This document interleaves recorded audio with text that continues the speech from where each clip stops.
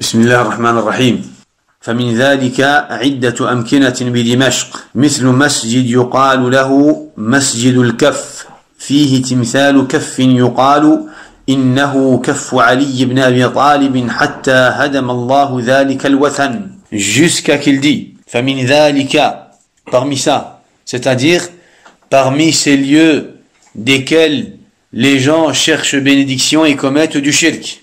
فمن ذلك, qu'est-ce qu'il fait? Il parle des lieux desquels les gens commettent du shirk. فمن ذلك عدة أمكنة بدمشق مثل مسجد يقال له مسجد الكف فيه تمثال كف يقال إنه كف علي بن أبي طالب حتى هدم الله ذلك الوثن. Jusqu'à qu'il dit, parmi ça, il y a plusieurs lieux à Damas, tels que la mosquée nommée Masjid al-Kaf, dans laquelle il y a une main représentée. Il est dit qu'il s'agit de celle de Ali ibn Abi Talib radiyallahu anhu. Puis Allah détruit cette idole. Après avoir cité At-Tawarit al-Kibar, les grands tarout, Al-Lat, Wal-Uzza, Wal-Manat, At-Tawarit al-Kibar, les grands tarout, comme il le dit. Après avoir cité les grands tarout, qu'est-ce qu'il a fait? Il a cité une situation en relation avec les compagnons radhwanullahi alayhim. La ressemblance de la demande des compagnons du peuple de Moussa alayhi salatu wassalam. Et dans ce texte, ou à cet endroit de ce livre, qu'est-ce qu'il fait? Il nous cite des choses qu'il a vues de lui-même. Des choses qu'il a vues de lui-même. Des endroits où les gens commettent du shirk. Il nous parle de ce qu'il a vu comme shirk à certains endroits. ويسمى هذا بالتدرج في الاستدلال. C'est ce qu'on appelle التدرج في الاستدلال. التدرج, c'est le fait de citer plusieurs étapes, plusieurs exemples, de passer par plusieurs étapes pour pouvoir atteindre une conclusion. Qu'est-ce qu'il va faire? Qu'est-ce qu'il te fait? Il te cite tout d'abord des exemples de tarout, dès l'époque du prophète alayhi salatu wassalam, puis d'une situation vécue par les compagnons radhwanullahi alayhim, et comment justement le prophète alayhi salatu wassalam a répliqué face à la demande, face à l'application de ses compagnons. Ensuite, il te cite des situations, des endroits que lui-même a vus à son époque, des endroits dans lesquels du shirk est appliqué. Pourquoi? Pour atteindre une conclusion. Pour atteindre une conclusion. Donc, il dit qu'il a vu à Damas une mosquée, qu'il a rencontré à Damas une mosquée qui est nommée Masjidul Kaf, la mosquée de la main. La main. Al-Kaf, c'est la main. Fihi timthalu kaf. Dans la mosquée, il y a une représentation d'une main. Yuqalu, il est dit que cette main, que la représentation de cette main est celle de Ali ibn Abi Talib. Il est dit, les gens disaient que cette main appartenait à Ali ibn Abi Talib. Cette main est la représentation de la main de Ali ibn Abi Talib radiyallahu anhu. Hatta hadam Allahu dhalika al-wathan. Allah subhanahu wa ta'ala a détruit cette idole. Allah subhanahu wa ta'ala a détruit cette idole. Yani les gens se rassemblaient à cet endroit, dans cette mosquée, pour commettre du shirk. Les gens appliquaient du shirk à cet endroit, en prétendant se rapprocher d'Allah subhanahu wa ta'ala, ou alors en croyant se rapprocher d'Allah subhanahu wa ta'ala. Allah azza wa jalla a détruit cette idole. Comment est-ce qu'il a nommé cette main, al-kaf, idole? Naam, sammahu wathanan. Il a nommé cet endroit, ou il a nommé cette chose, par al-wathan, une idole. Il dit que cette main qui était adorée à cet endroit, dans cette mosquée, était une idole. Wal-wathanu tarout. Et l'idole est un tarout. L'idole est un tarout. Li'anna al-wathana ma'boud. Pourquoi? Parce que l'idole est adorée en dehors d'Allah subhanahu wa ta'ala. وَكُلُّ مَعْبُودٍ مِّن دُونِ اللَّهِ فَهُوَ طَاغُوتٌ. Et tout ce qui est adoré en dehors d'Allah azza wa jal est considéré comme tarout. Tout ce qui est adoré en dehors d'Allah subhanahu wa ta'ala est considéré comme tarout. Donc il dit, sammahu wathanan. Il a appelé cet endroit, cette main, par al-wathan, une idole. Et l'idole est considérée comme tarout. Pourquoi? Parce que l'idole est adorée en dehors d'Allah Azza wa Jal. Et tout ce qui est adoré en dehors d'Allah subhanahu wa ta'ala est considéré comme tarout. Et c'est pour cela que le prophète, alayhi salatu wassalam, qu'est-ce qu'il avait dit, ya ikhwa, à propos de sa tombe? Allahumma la taj'al qabri wathanan. Allahumma la taj'al qabri wathanan yu'bad. Allahumma, ne fais pas de ma tombe une idole qui va être adorée en dehors d'Allah Azza wa Jal. Allahumma, oh mon Seigneur, ne fais pas de ma tombe une idole qui va être adorée en dehors d'Allah subhanahu wa ta'ala. Wathan. الوثن فلا يكون الشيء وثنا حتى يتحقق له وصف العبودية والتأليه. Une chose ne peut être appelée wathan que lorsqu'elle va être adorée. Lorsqu'elle est adorée, khalas, on va appeler cela wathan ou alors tarout. Une idole est un tarout. Pourquoi? Parce que l'idole est adorée en dehors d'Allah subhanahu wa ta'ala. Et le devoir du musulman est justement le fait de renier le tarout. وهذه الأمكنة كثيرة موجودة في أكثر البلاد وفي الحجاز. Ces lieux sont nombreux dans la région et il y en a aussi certains dans la région de l'Hijaz. Al-Hijaz, la région de l'Hijaz est la région et ce qui représente Mecca, Madina, Taif. Al-Hijaz. Lorsqu'on parle de la région de l'Hijaz, on parle de Mecca, Madina et Taif. Donc il dit ces lieux de shirk, ces lieux où se rassemblent les gens pour commettre du shirk sont nombreux dans la région, que ce soit à Damas, en Syrie, en Irak, en Iran, ou alors même dans la région de l'Hijaz, sur la péninsule arabique. Il y a des lieux, des endroits où les gens se rassemblent pour commettre du shirk. Il parle de quoi? Il parle de son époque. Il ne parle pas de l'époque du prophète, alayhi salatu wassalam. Il parle de son époque. Il dit, il y a beaucoup d'endroits où les gens se rassemblent pour commettre du shirk, que ça soit à Damas, en Syrie, ou alors dans la région de l'Hijaz. Et au jour d'aujourd'hui, quand tu regardes la carte géographique, les pays qui s'attribuent à l'islam, tu retrouves aujourd'hui une idole dans chaque ville, dans chaque village, à chaque endroit, subhanallah, tu retrouves des tarout, des tawarit, des idoles adorées en dehors d'Allah subhanahu wa ta'ala. Une tombe, un arbre, une pierre, un rocher, une représentation, un savant, un sultan, les esprits, les shayatin, les djinns, les malaïkas, les salihin, les awliya. Subhanallah. Aujourd'hui, tu retrouves autant de shirk, autant de tombes, autant d'endroits dont les gens vont justement, pourquoi? Pour commettre du shirk. Pour commettre du shirk. Ces lieux sont nombreux dans la région et il y en a aussi certains dans la région de l'Hijaz. Dans la région de l'Hijaz. Et c'est pour cela que la da'wah de Muhammad ibn Abdul Wahhab était focalisée dans quoi? Dans justement le fait de vouloir détruire tous ces endroits où les gens se rassemblent pour commettre du shirk. تعظيم مكان لم يعظمه الشرع شر من تعظيم زمان لم يعظمه. Par rapport à cela, les savants ont dit la glorification d'un endroit dont l'islam n'a pas glorifié est plus grave, plus dangereux, plus mauvais que la glorification d'un temps que l'islam n'a pas glorifié. Qu'est-ce que ça veut dire?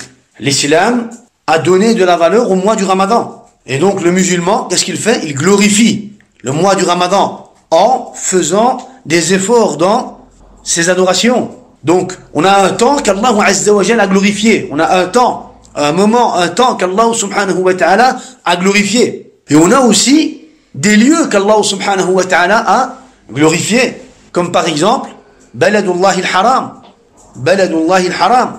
Ou alors, Baytullah al-Haram. La maison sacrée d'Allah subhanahu wa ta'ala. La maison sacrée d'Allah subhanahu wa ta'ala est un endroit, un lieu qu'Allah subhanahu wa ta'ala a glorifié. Donc le musulman, qu'est-ce qu'il va faire? Il va glorifier cet endroit parce qu'Allah azza wa jalla a glorifié cet endroit. Comment est-ce qu'il va glorifier cet endroit? Il va glorifier, honorer cet endroit en unifiant Allah subhanahu wa ta'ala à cet endroit, en appliquant le tawhid à cet endroit, en adorant Allah à cet endroit, en se prosternant et en se soumettant à la volonté et à la religion d'Allah subhanahu wa ta'ala à cet endroit. Donc on a des lieux et des temps que l'islam a glorifié. La règle nous dit ta'zimu makanin lam yu'azzimhu ash-shar'. لم يعظمه الإسلام لم يعظمه الله تبارك وتعالى شر من تعظيم زمان لم يعظمه. Le fait de donner de la valeur, la glorification d'un endroit dont l'islam n'a pas glorifié est plus grave, plus dangereux que le fait de glorifier à un temps que l'islam n'a pas glorifié. Dans les deux cas, les deux situations sont considérées comme quoi? Comme bid'a. Les deux situations sont considérées comme bid'a. Le fait de glorifier un endroit, comme par exemple le fait de glorifier une tombe, un endroit, une tombe, une mosquée, qui n'a pas été glorifiée dans l'islam.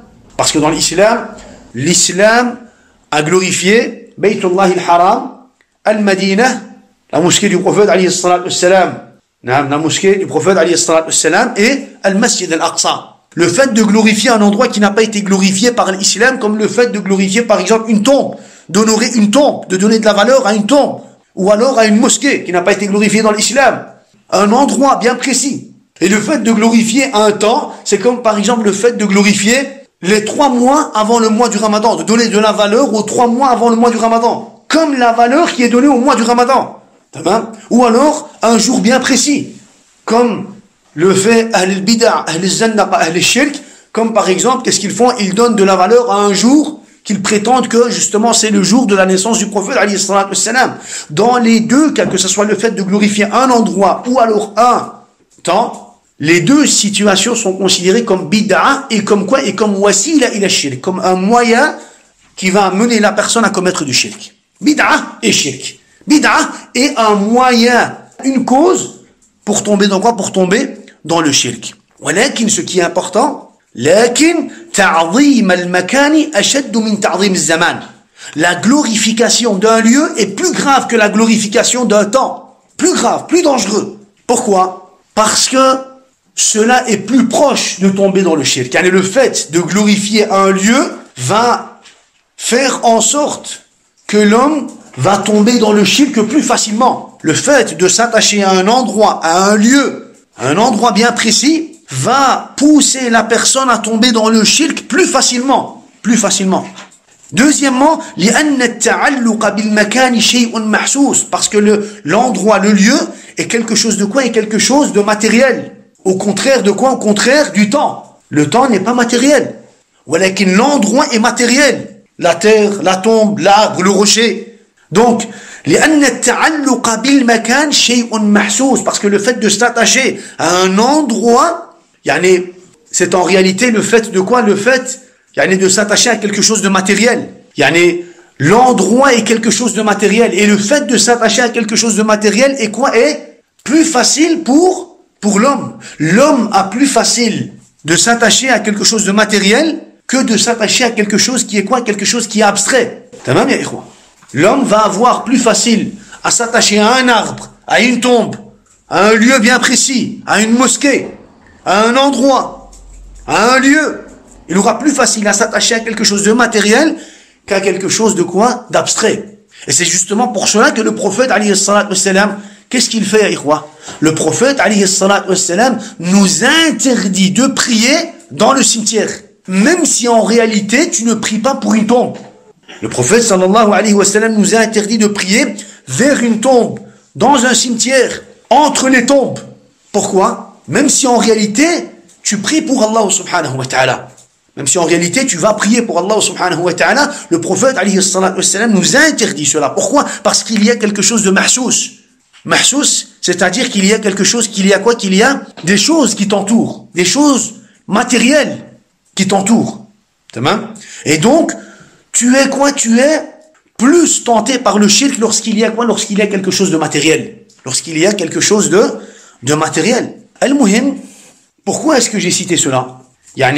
Ces endroits dans lesquels se rassemblent les gens pour commettre du shirk, que ce soit à Damas, Masjidul Kaf, la mosquée de la main, soi-disant de la main de Ali ibn Abi Talib, soi-disant la main de Ali ibn Abi Talib, ou alors ces endroits de shirk dans la région de l'Hijaz. Pourquoi est-ce qu'il cite cela? Il cite cela pour faire une comparaison. Il cite cela pour faire une comparaison, pour nous faire comprendre que le shirk des derniers pour nous faire comprendre qu'il n'y a aucune différence entre le shirk des derniers et le shirk des premiers. Il nous cite ces exemples pour nous faire comprendre qu'il n'y a pas de différence, qu'il n'y a aucune différence. Qu'il n'y a aucune différence entre le shirk des derniers, ceux qui vont commettre du shirk dans les mosquées autour des tombes, et le shirk des premiers, ceux qui vont commettre le shirk avec les statues, avec les tawarit al-kibar, al-lat wal-uzza wal-manat. Il n'y a aucune différence. Il n'y a aucune différence. Mais pourquoi est-ce qu'il cite cela? Il cite cela justement pour nous faire comprendre que le jugement est lié à quoi? Le jugement est lié à la caractéristique. Le jugement est relié à la caractéristique, à l'application. S'il y a une application de shirk, son auteur est nommé dans notre religion mushrik. Et cette règle est valable pour les premiers et les derniers. Les premiers, ceux qui ont vécu à l'époque du prophète, alayhi salatu wassalam, ont été considérés comme mushrikin. Pourquoi? Parce qu'ils ont commis le shirk avec al-lat, wal-uzza, wal-manat, et encore, on va dire et encore d'autres intermédiaires. Et les shirk, les derniers, les mushrikoun de notre époque ont été considérés mushrikoun. Pourquoi? Parce qu'ils ont commis le shirk avec les tombes, les pierres, les rochers, les arbres, les pieux, les savants, il a akhiri. Il n'y a aucune différence. Il n'y a aucune différence, ya ikhwa. Tout en sachant que la plupart des tombes que les mushrikoun prétendent à notre époque sont des endroits qui ont été inventés, qui n'ont aucune relation avec la vérité. Il y en a toute spécificité que les mushrikoun ont donnée pour un endroit au jour d'aujourd'hui n'est pas authentique.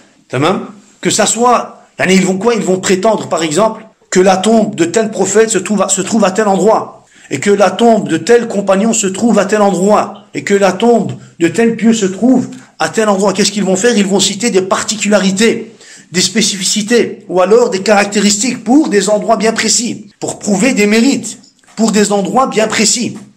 On va leur dire, tout ce que vous prétendez n'est qu'une simple prétention. Tout ce que vous prétendez, vous n'avez pas de quoi? Vous n'avez pas de preuve pour tout ce que vous prétendez.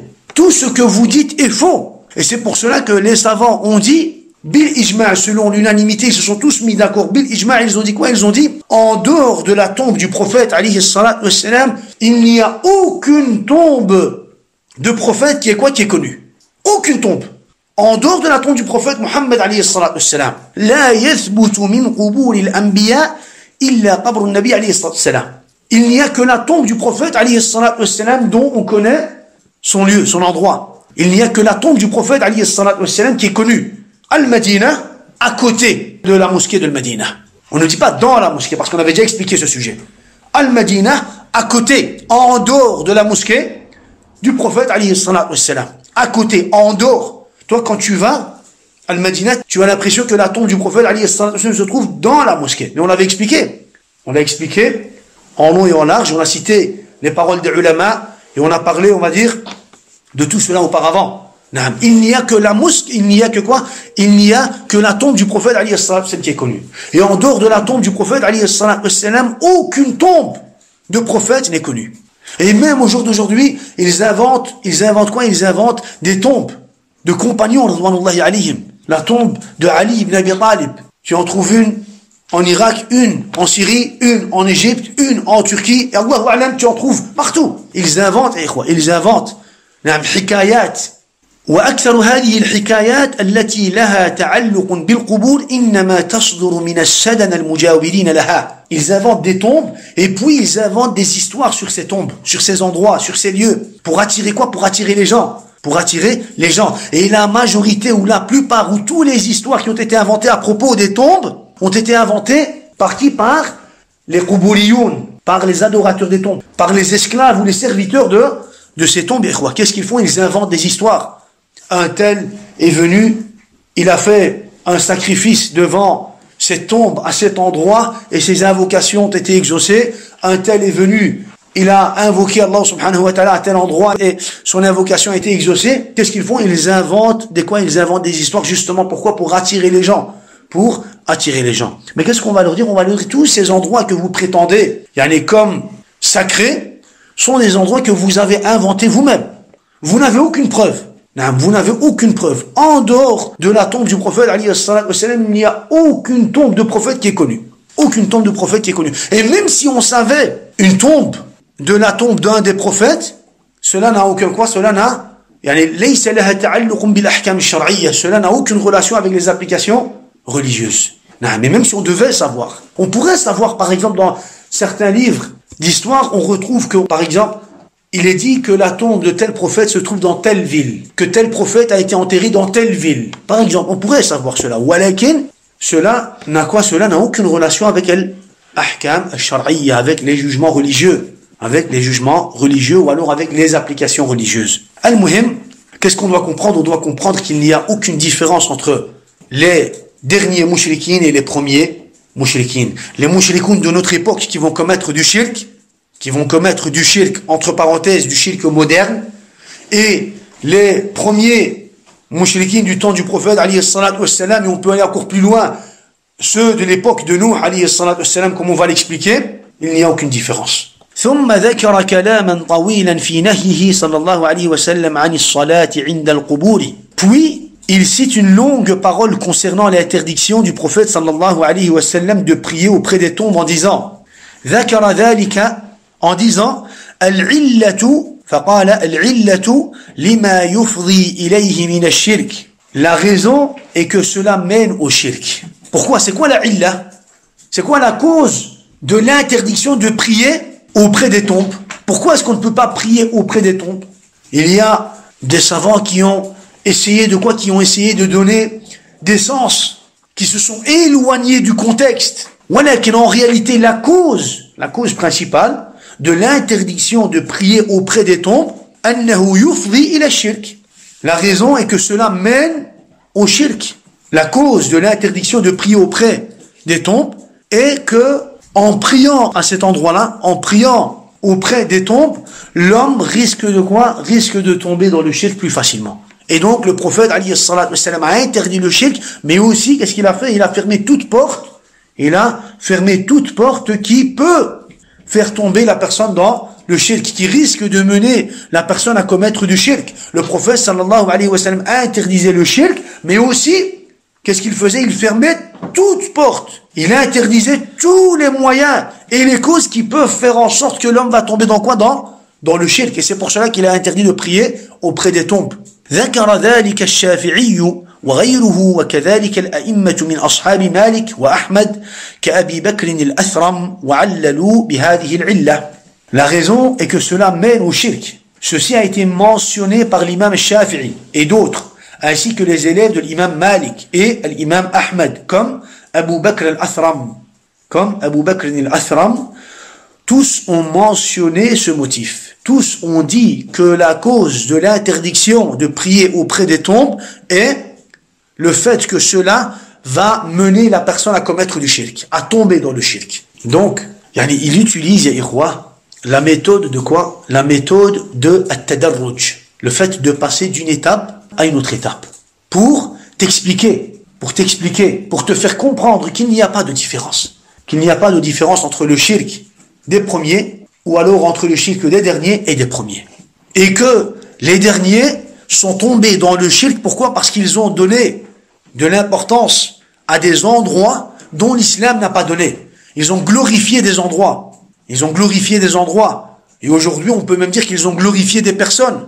Ils ont glorifié des tombes, des endroits, des savants, des sultans, des pierres, des arbres. Ils ont honoré des choses. Puis, ils les ont rendus en des idoles. Et ils les ont adorés en dehors d'Allah subhanahu wa ta'ala. Et c'est ainsi qu'ils sont devenus mushrik. وقد قال تعالى وقالوا لا تذرن آلهتكم ولا تذرن ودا ولا سواعا ولا يغوث ويعوق ونسرا وقد أضلوا كثيرا. ذكر ابن عباس وغيره من السلف أن هذه أسماء رجال صالحين من قوم نوح فلما ماتوا عكفوا على قبورهم ثم صوروا تماثيلهم ثم طال عليهم الأمد فعبدوهم. ذكر هذا البخاري في صحيحه وأهل التفسير كابن جرير وغيره. Allah a dit وقالوا لا تذرن آلهتكم ولا تذرن ودا ولا سواعا ولا يغوث ويعوق ونسرا. Et ils ont dit, n'abandonnez jamais vos divinités. N'abandonnez jamais vos divinités. Les mushrikoun de l'époque du prophète Nuh, alayhi salatu wassalam, qu'est-ce qu'il va faire? Il va nous donner un exemple. Il va nous donner un exemple de l'époque de Nuh, alayhi salatu wassalam. Pourquoi? Encore une fois, pour nous faire comprendre qu'il n'y a pas de différence entre ceux qui étaient avant les mushrikines du temps du prophète et ceux qui sont venus après et qui ont fait du shirk. Encore une fois, qu'est-ce qu'il fait? Il nous cite l'exemple des mushrikines de l'époque du prophète Nuh, alayhi salatu wassalam, pour nous faire comprendre que le shirk est le même shirk. Que le shirk est le même shirk. Que ça soit le shirk du peuple de Nuh, alayhi salatu wassalam, ou alors du peuple du prophète, alayhi salatu wassalam, kuffar Quraysh, ou alors le shirk de notre époque, le shirk est le même shirk. Ils ont adoré des idoles en dehors d'Allah subhanahu wa ta'ala, ils ont désigné des intermédiaires entre eux et Allah subhanahu wa ta'ala, et ils sont devenus mushrikin. Et ils sont devenus mushrikin. Pourquoi? Parce qu'ils ont adoré des idoles. Ils ont commis du shirk. Ils ont adoré des tarout. Et ils ont dit, n'abandonnez jamais vos divinités. Comme le dit les mushrikoun de notre époque aussi. N'abandonnez jamais vos divinités. Ne renie jamais ta croyance et ta culture et tes traditions et la religion de tes ancêtres. N'abandonnez jamais vos divinités. Et n'abandonnez jamais Wad, Suwa', Yarouth, wa Ya'ouq, wa Nasr. N'abandonnez jamais vos divinités et n'abandonnez jamais Wad, Suwa', Yarouth, Ya'ouq et Nasr. Ibn Abbas, radiallahu anhu, et d'autres salafs ont cité que ce sont des noms d'hommes vertueux du peuple de Nuh. Lorsqu'ils décédèrent, lorsque ces pieux décédèrent, les gens se sont recueillis sur leur tombe. Puis, ils ont dressé des statues à leur effigie. Une effigie, une représentation d'une personne. Une effigie, une représentation de personne. Et une fois une longue période écoulée, ils les ont adorés. Ceci a été mentionné par Al-Bukhari dans son recueil authentique, par les exégèses comme Ibn Jarir et d'autres. Par les mufassirin, par les savants du tafsir, comme Ibn Jarir et d'autres. Ceci est le premier shirk qui est apparu sur la terre, ikhwa. Ala wajhi al-ard. Kana an-nasu qablahu muslimin. Les gens, avant l'apparition du shirk, étaient tous musulmans, ikhwa. Les gens, avant l'apparition du shirk, étaient tous musulmans. Wa li rabbihim muwahhidin. Ils étaient tous muwahhidin. Ils unifiaient tous Allah subhanahu wa ta'ala. Ils connaissaient tous le shirk et ils l'appliquaient.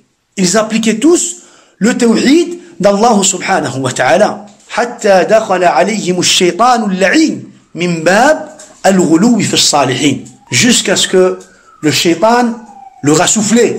Le diable, le shaytan, alayhi la'natullah, qu'est-ce qu'il a fait? Il leur a soufflé, il leur a fait le wiswas. Et qu'est-ce qu'ils ont fait? Ils sont tombés dans le shirk à cause du fait qu'ils ont exagéré en ce qui concerne les pieux. Ils ont exagéré envers les pieux, et cela a été quoi? Cela a été la porte justement, pourquoi? Pour tomber dans le shirk.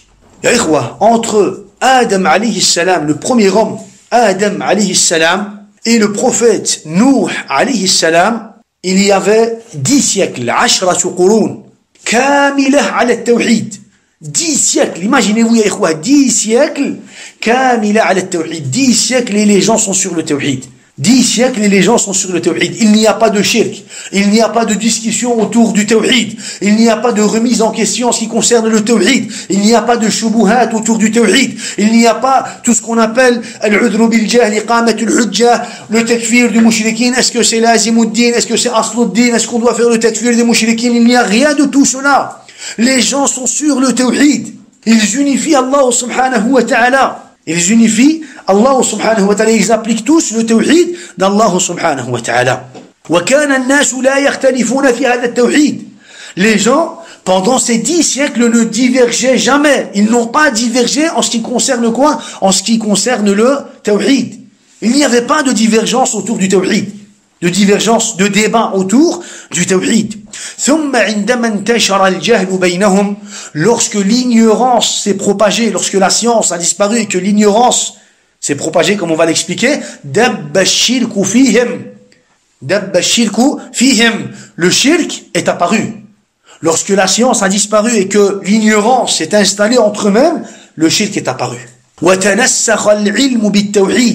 Et la science, en ce qui concerne le tawhid, a commencé à disparaître.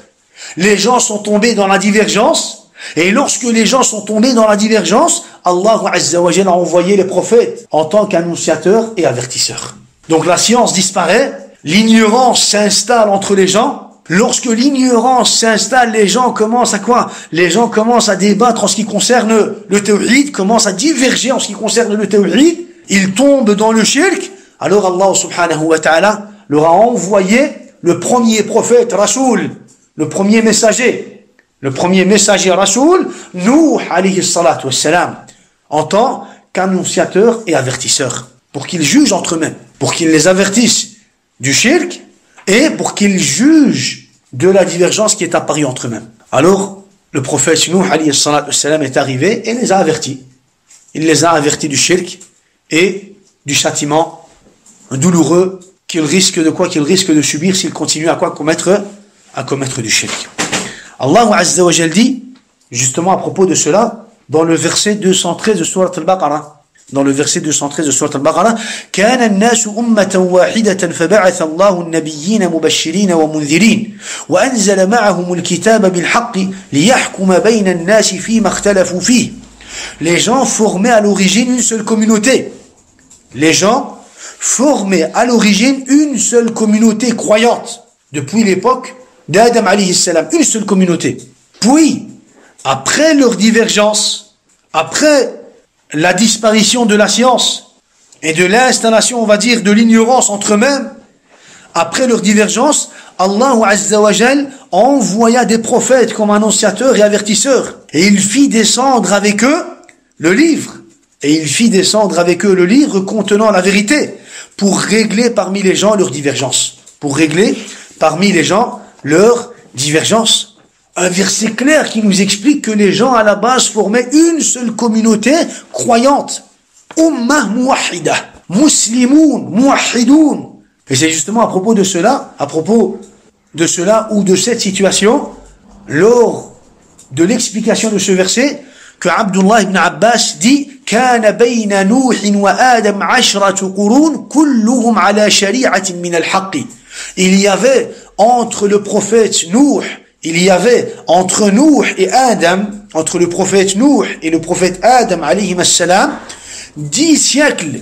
كلهم على شريعة من الحق. Ils étaient tous, les gens, entre l'époque de Nuh et d'Adam alayhi salam, les gens étaient tous sur le tawhid, sur la vraie religion, sur une religion de haqq. فاختلفوا. Ils sont tombés dans la divergence. Ils ont divergé. Ils ont commencé à débattre à propos de quoi? À propos du tawhid. فبعث الله النبيين مبشرين ومنذرين.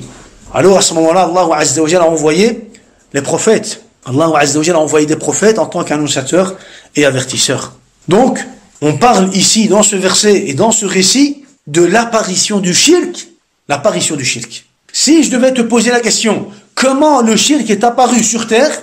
Comment le shirk est apparu sur terre? Tu dois dire le shirk est apparu sur terre à l'époque de Nuh, alayhi salatu wassalam, 10 siècles après l'époque d'Adam, alayhi salatu wassalam, et la cause principale de l'apparition du shirk à l'époque de Nuh, alayhi salatu wassalam, c'était justement quoi? L'exagération que les gens ont eue envers les pieux. Ils ont exagéré, al-ghulub fi salihin. Ils ont exagéré, et à cause de cela, ils sont tombés dans le shirk.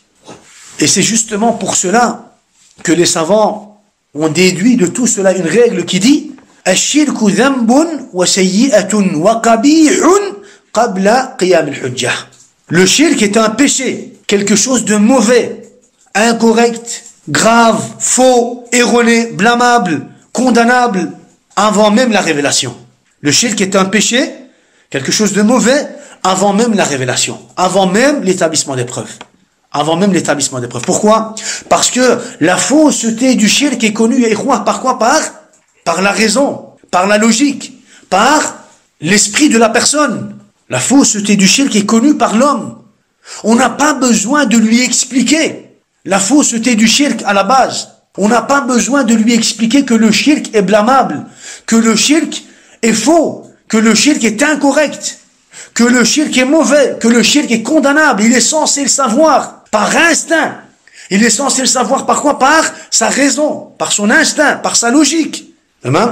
Et donc, les savants ont dit, le shirk est un péché, et quelque chose de mauvais avant même la révélation, avant même l'établissement des preuves. Mais la punition, toujours après la révélation. La punition et le châtiment ne viendront qu'après la révélation, qu'après l'établissement des preuves. Mais le jugement et la fausseté, le fait que le shirk est quelque chose de mauvais et que celui qui va commettre du shirk sera considéré comme mushrik est quelque chose qui doit être connu avant même la révélation. Avant même la révélation. Par exemple, dans les quelques premiers versets de sourate Nuh, Allah Azza wa Jalla dit « Inna arsalna Nuhan ila qawmihi an anzir qawmaka min qabli an ya'tiyahum adhabun alim. قال يا قوم إني لكم نذير مبين أن اعبدوا الله واتقوه وأطيعون يغفر لكم من ذنوبكم. Allah Azza wa Jalla dit, nous avons envoyé Nuh vers son peuple. An anzir qawmaka, avertis ton peuple avant que leur vienne un châtiment douloureux. Avertis ton peuple. L'avertissement, ya ikhwa, ne peut se réaliser, les savants ont dit, l'avertissement ne peut se réaliser que d'une chose qui est connue comme faux par le peuple. Tu ne peux pas, toi, avertir un peuple de quelque chose ou pour quelque chose dont ils ignorent le jugement de cette chose. Tamam? Lorsque tu avertis un enfant, par exemple, tu l'avertis d'une chose dont lui sait que cette chose est mauvaise, qu'il n'a pas à la base le droit de faire cette chose. C'est un avertissement. C'est un avertissement. Tu lui apprends pas, toi, que cette chose est mauvaise. Tu l'avertis. Alors Allah subhanahu wa ta'ala dit, nous avons envoyé Nuh vers son peuple. Le premier peuple qui a commis de quoi? Qui a commis du shirk. Allah Azza wa Jalla a envoyé le prophète Nuh alayhi salam. Avertis ton peuple avant que leur vienne un châtiment douloureux. Avertis. Pourquoi? Parce qu'ils sont censés savoir que le shirk est quelque chose de mauvais, de blâmable, de condamnable. Ils sont censés savoir cela par leur instinct, par leur logique, par la fitra qu'Allah Azza wa Jalla a mis en eux-mêmes, par l'aql. Ils sont censés savoir cela. Avertis-les. Il leur dit, ô mon peuple, je suis vraiment pour vous un avertisseur. Le prophète Nuh alayhi salam leur dit, ô mon peuple, je suis vraiment pour vous un avertisseur. Un avertisseur, je vous avertis. Sauf, il ne leur dit pas, le shirk est le fait de donner un des droits d'Allah subhanahu wa ta'ala à autre qu'Allah subhanahu wa ta'ala. Et donc, cela est quelque chose de mauvais que vous devez renier. Vous avez, vous, commis du shirk, quelque chose de blâmable, quelque chose de condamnable. Non. Il ne leur dit pas cela. Pourquoi? Parce que ce peuple, son peuple est censé savoir cela. Ils sont censés savoir cela. Pourquoi? Parce que la fausseté du shirk est connue par quoi? Par l'instinct de l'homme. L'homme, quand tu lui parles du shirk, il est censé comprendre que cela est quelque chose d'incorrect, quelque chose de blâmable, quelque chose de condamnable. Inni lakum nadhirun mubin. Ô mon peuple, je suis vraiment pour vous un avertisseur. Adorez Allah. Il revient sur quoi? Il revient sur le tawhid, sur l'appel au tawhid. Adorez Allah, craignez-le et obéissez-moi. Adorez Allah, craignez-le et obéissez-moi pour qu'il vous pardonne vos péchés. Pour qu'Allah subhanahu wa ta'ala vous pardonne vos péchés. فَدَلَّ عَلَى أَنَّ الشِّرْكَ كَانَ ذَنْبًا قَبْلَ إِنذَارِهِ إِيَّاهُمْ. Les savants ont dit, cela nous montre que le shirk était même un péché. Avant quoi? Avant les quelques paroles du prophète Nuh alayhi salatu wassalam. Cela nous montre que le shirk était un péché avant même l'arrivée du prophète Nuh alayhi salatu wassalam, avant même l'avertissement du prophète Nuh alayhi salatu wassalam. Pourquoi? Parce qu'il ne peut avertir qu'un péché. Il ne peut pas avertir quelque chose qui n'est pas connu par l'instinct des gens comme péché. S'il fait un avertissement, il fait un avertissement pour un péché. Donc les savants ont dit فَدَلَّ عَلَى أَنَّ الشِّرْكَ كَانَ ذَنْبًا قَبْلَ إِنذَارِهِ إِيَّاهُمْ. Pourquoi est-ce que je dis cela? Je dis cela parce qu'aujourd'hui, on n'a pas besoin d'établir aujourd'hui une preuve aux gens pour les considérer comme mushrikin. Les savants ont dit, qu'est-ce qu'ils ont fait? Ils ont déduit de ce verset qu'aujourd'hui aussi on n'a pas besoin de quoi? On n'a pas besoin d'avertir les gens, parce que les gens sont censés savoir que le shirk est quelque chose de mauvais. Ils sont censés savoir la fausseté du shirk. Donc on n'a pas besoin, s'ils sont censés savoir cela, on n'a pas besoin de leur établir des preuves. Pourquoi? Pour leur expliquer la fausseté du shirk. Ou alors pour leur expliquer que celui qui va faire du shirk, il sera considéré comme quoi? Comme mushrik. Il est censé savoir cela. Un autre exemple dans Surat Maryam, les versets 41 et 42 de Surat Maryam. L'exemple du prophète Ibrahim alayhi salatu wassalam. وَاذْكُرْ فِي الْكِتَابِ إِبْرَاهِيمَ إِنَّهُ كَانَ صِدِّيقًا نَبِيًّا إِذْ قَالَ لِأَبِيهِ يَا أَبَتِ لِمَ تَعْبُدُ مَا لَا يَسْمَعُ وَلَا يُبْصِرُ وَلَا يُغْنِي عَنْكَ شَيْئًا. Et mentionne dans le livre Ibrahim. وَاذْكُرْ فِي الْكِتَابِ إِبْرَاهِيمَ. Et mentionne dans le livre Ibrahim. Il était certes très véridique et un prophète. إِنَّهُ كَانَ صِدِّيقًا نَبِيًّا. Il était très certainement un véridique et un prophète. إِذْ قَالَ لِأَبِيهِ يَا أَبَتِ لِمَ تَعْبُدُ مَا لَا يَسْمَعُ وَلَا يُبْصِرُ وَلَا يُغْنِي عَنْكَ شَيْئًا. Rappelle-toi lorsqu'il a dit à son père, ô mon père, pourquoi adores-tu ce qui n'entend pas, ce qui ne voit pas, et ce qui ne te profite en rien? Pourquoi adores-tu des statues qui ne t'entendent pas, qui ne te voient pas et qui ne peuvent pas te faire un bien? Les savants ont dit, هذا توبيخ على فعله قبل النهي عنه. Ibrahim alayhi salatu wassalam n'a même pas encore interdit le shirk, que il est en train de quoi? Il est en train d'avertir et de dénigrer les actes de son père. Tawbih, yuwabbihu a'malahu. Il est en train de dénigrer ses actes. Tu es en train de faire n'importe quoi. Tu es en train de quoi? D'adorer des statues. Ils ne t'entendent pas, ils ne te voient pas. Il est en train de quoi? C'est ce qu'on appelle tawbir. C'est le fait de rabaisser, de dénigrer les actes. Il est en train de dénigrer les actes de son père avant même de quoi? Avant même de lui interdire le shirk. Les savants ont dit, cela nous montre que le père d'Ibrahim, alayhi salam, que le père d'Ibrahim est censé savoir la fausseté du shirk.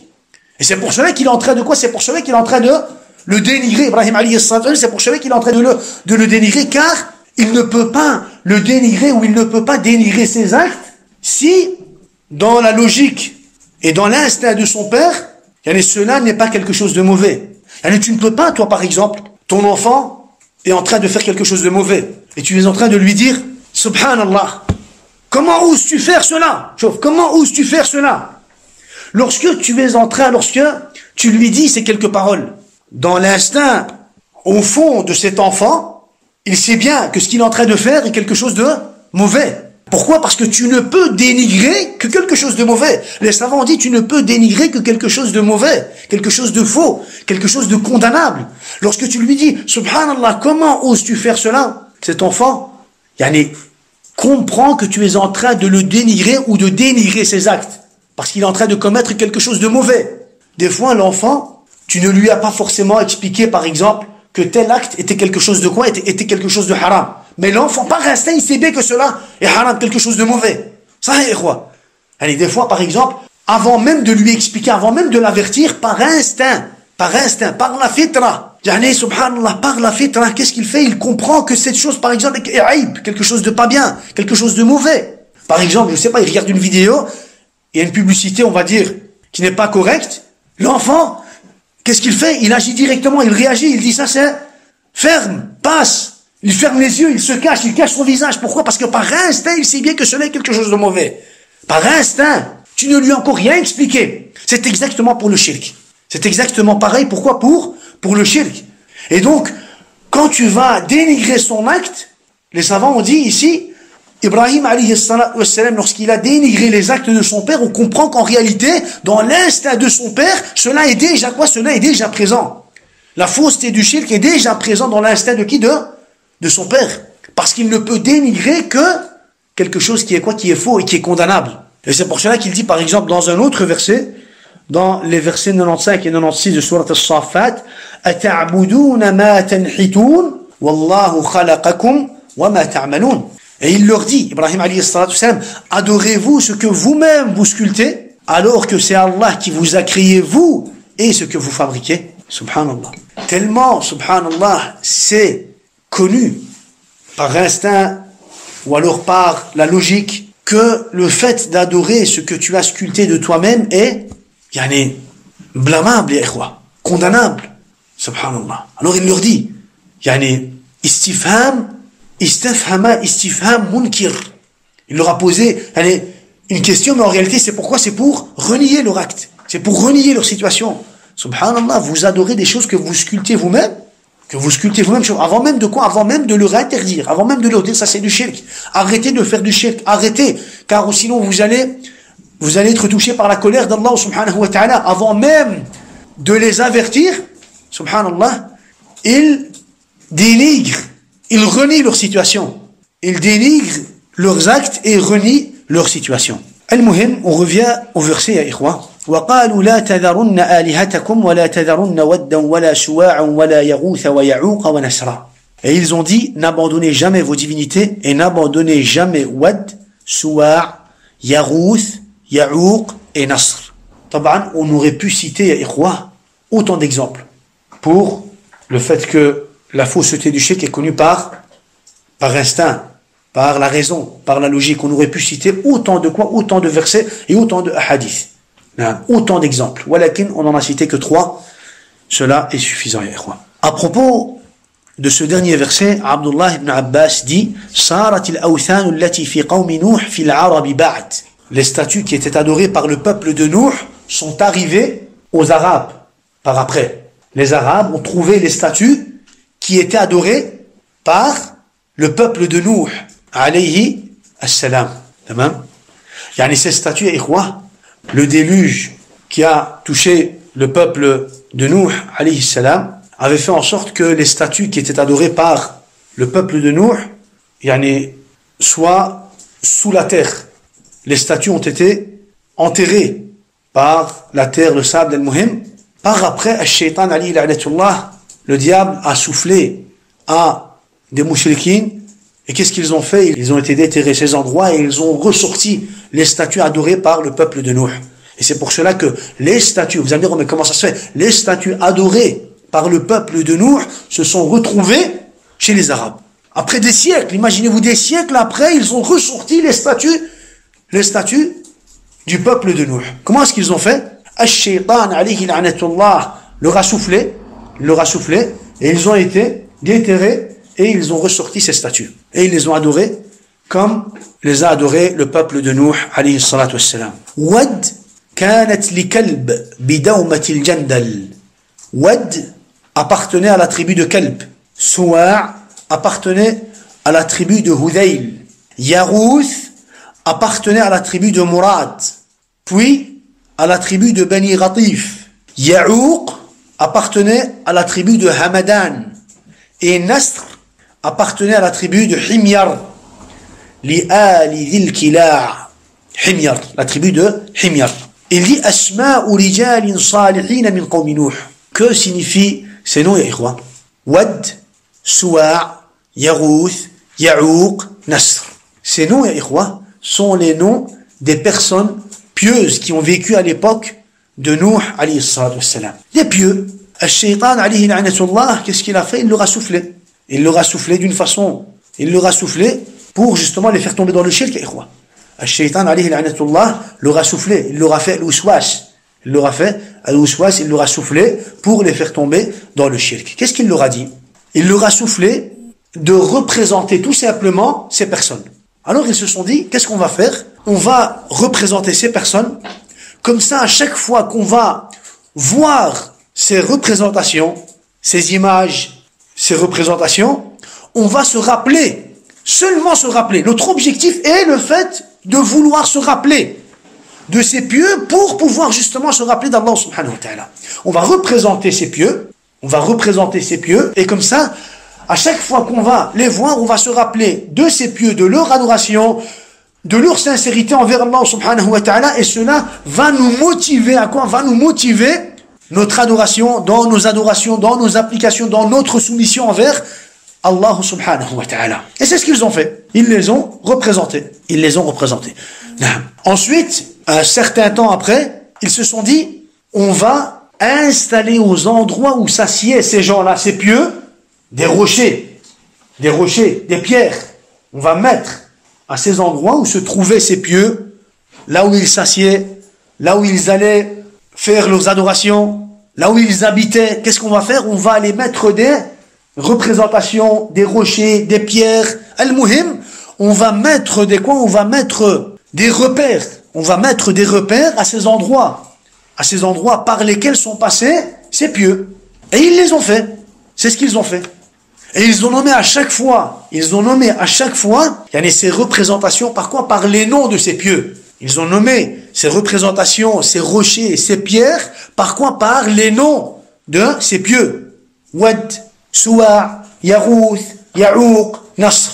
Un certain temps après, ya ikhwa, Ash-Shaytan alayhi la'natullah est venu et leur a soufflé une seconde fois. Encore une fois. C'est même? Khalas. À présent, les anciens étaient morts et il y avait une nouvelle génération présente à cet endroit, qui voyait ces représentations, ces rochers, ces statuettes. Alors, Ash-Shaytan alayhi la'natullah, il leur a dit, Inna man kana qablakum kanu ya'budunahum wa yusqawna al-matara bihim fa'abaduhum. Le diable leur a dit, ceux qui vivaient avant vous considéraient ces représentations qui représentent justement des pieux comme intermédiaires entre eux et Allah subhanahu wa ta'ala. Ils passaient par eux pour adorer Allah. Subhanahu wa ta'ala. Et c'est en passant par eux qu'Allah subhanahu wa ta'ala faisait descendre la pluie sur eux. Ils invoquaient ces pieux pour que ces pieux invoquent Allah subhanahu wa ta'ala, pour que ces pieux les rapprochent d'Allah subhanahu wa ta'ala, pour que ces pieux intercèdent en leur faveur auprès d'Allah subhanahu wa ta'ala. Et alors, fa'abaduhum, ils sont tombés dans le shirk. Ils les ont adorés et ils sont tombés dans le shirk. Subhanallah, regardez comment Ash-Shaytan alayhi la'natullah a arnaqué, subhanallah, le peuple de Nuh. Ash-Shaytan alayhi la'natullah, il ne va pas te dire, viens, commets directement le shirk. Non, il va te souffler, il va te faire des wiswas. Il va te souffler des pensées. Il va te souffler même des bonnes pensées. Il va te dire, attends, tu veux adorer encore plus Allah subhanahu wa ta'ala, tu veux te rapprocher encore plus d'Allah subhanahu wa ta'ala, fais des représentations des personnes pieuses. Et puis, là où ces personnes sont passées, mets des repères, jusqu'à ce qu'il va pouvoir faire tomber, justement, cette personne dans le shirk. Et c'est ce qu'il a fait avec le peuple de Nuh. C'est pour cela que, la technique de Shaytan, alayhi la'natullah, al-wiswas. Al-wiswas, min sharri al-waswas il-khannas. Shaytan a un wiswas, ça c'est une vérité. Shaytan a un wiswas. Et le wiswas peut être à tous les niveaux. À tous les niveaux.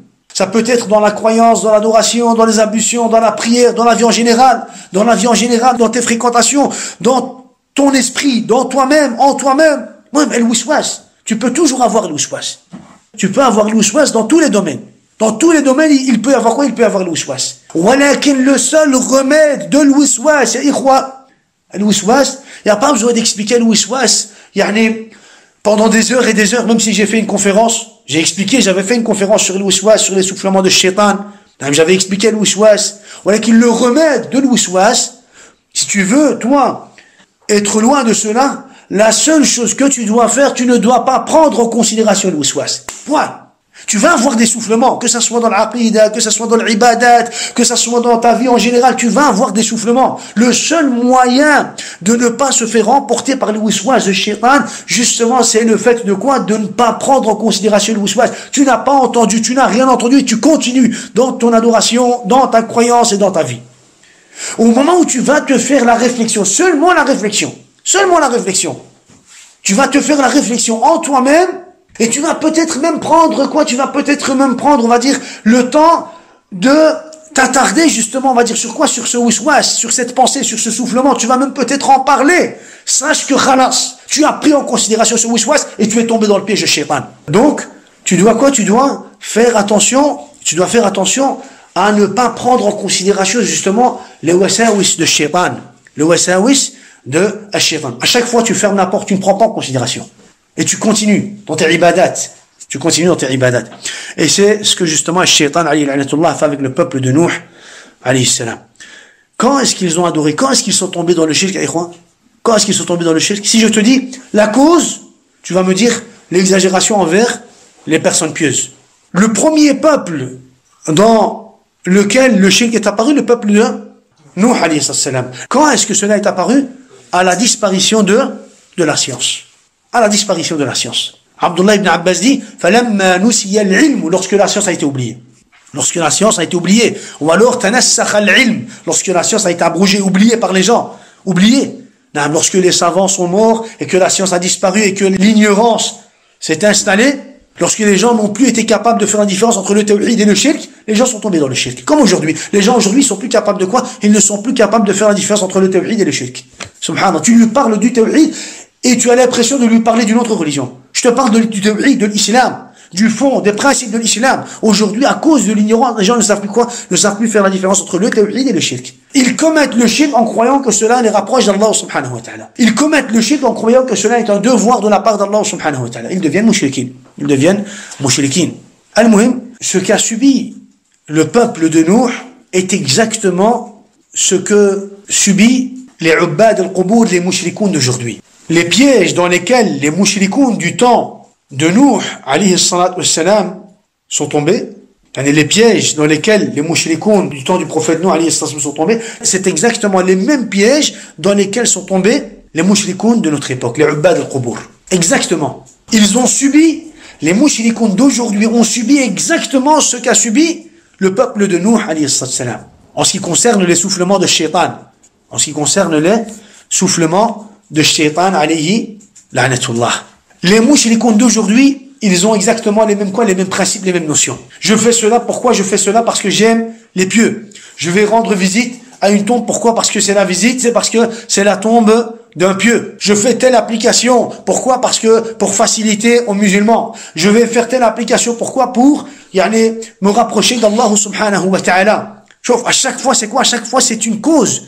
Une bonne cause, en réalité. Il veut quoi? Il veut se rapprocher d'Allah, il veut faciliter aux musulmans, il veut faire une adoration qui va nous rapprocher d'Allah subhanahu wa ta'ala, il veut prouver qu'il aime justement les pieux, les prophètes, et les salihin, et les sahaba, radwanullahi alayhim, voilà qu'ils justement, par ces causes, ils deviennent mushrikin. Ils deviennent mushrikin, pourquoi? Parce qu'ils délaissent le tawhid, et tombent dans quoi? Ils tombent dans le shirk. Ils délaissent le tawhid, et tombent dans le shirk. Et puis par la continuité, ils commettent du shirk dans l'invocation, du shirk dans le shafa'a, dans l'intercession, du shirk autour des tombes, du shirk dans l'adoration en général. Al-Muhim, pourquoi est-ce qu'il nous a cité encore une fois l'exemple du prophète Nuh alayhi salam, comme on l'a dit, il nous a cité cela pour qu'on puisse comprendre qu'il n'y a pas de différence entre les mushrikoun ou entre le shirk du temps du prophète Nuh alayhi salam, le shirk de l'époque du prophète Muhammad alayhi salam et le shirk de nos jours. Le shirk et celui qui va commettre le shirk sera considéré comme mushrik. Il n'y a que quoi? Il n'y a que les noms qui vont changer. Il n'y a que les noms qui vont changer. Pareil pour al-riba. Le riba reste al-riba, walakin ce qui va changer, c'est le nom. Qu'est-ce qu'ils vont faire? Ils vont changer le nom de riba pour faire croire qu'ils ne sont pas en train de quoi? Pour nous faire croire, ou pour faire croire qu'ils ne sont pas en train de commettre al-haram. Al-khamr, le vin, est haram. Le vin est le vin, haram. Wa kullu muskirin haram. Walakin qu'est-ce qu'ils vont faire? Ils vont changer le nom. Ils vont changer le nom pour faire croire qu'ils ne sont pas en train de consommer quelque chose de quoi? Quelque chose de haram. Ils vont faire le shirk, ils vont appeler le shirk maslaha, ils vont appeler le shirk shafa'a, ils vont appeler le shirk wasila, ils vont appeler le shirk darura, ils vont appeler le shirk par d'autres noms pour faire quoi? Pour faire croire qu'ils ne sont pas en train de commettre justement le shirk des premiers. Nous, qu'est-ce qu'on va regarder? On va regarder l'acte. Ce qui est important lorsqu'on va juger d'une application, ce n'est pas le nom. On ne va pas juger d'une application par rapport à quoi? Par rapport à son nom, mais par rapport à quoi? Par rapport au sens qu'il y a dans cet acte. S'il y a du shirk dans cet acte, on va considérer cela comme du shirk. Même si tout le monde appelle cela par un autre nom. Et on va considérer l'auteur de cet acte comme mushrik. Al-Muhim, on va se suffire de cela, Inch'Allah, et on continuera la fois prochaine, bi'idhnillah, Inch'Allah, barakallahu fikum.